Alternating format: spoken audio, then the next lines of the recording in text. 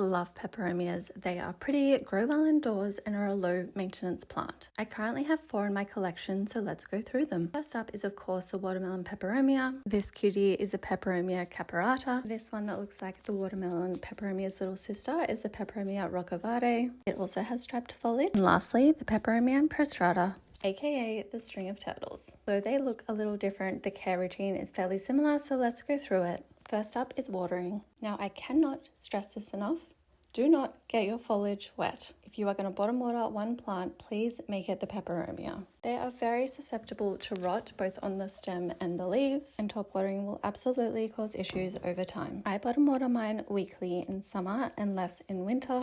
I also let them drip dry fully before putting back in a planter. Next up is light needs. Now although they look stunning and glittery in the sunlight, they are susceptible to sunburn, so it's best to keep them in indirect light. Now this doesn't mean they like the dark, so make sure they are in a bright room, and a little bit of sunlight here and there when you are letting them drip dry or when you want to take photos is absolutely fine. If your home is on the darker side, you can also add a grow light, but again, make sure it's not too close to the plant because it can burn it. Next up, plant size. Now I'm in Melbourne and I cannot find a big Peperomia anywhere. I can only find minis, so I'll often buy a few and then plant them together. This is such a great hack if you want to get a bigger plant faster.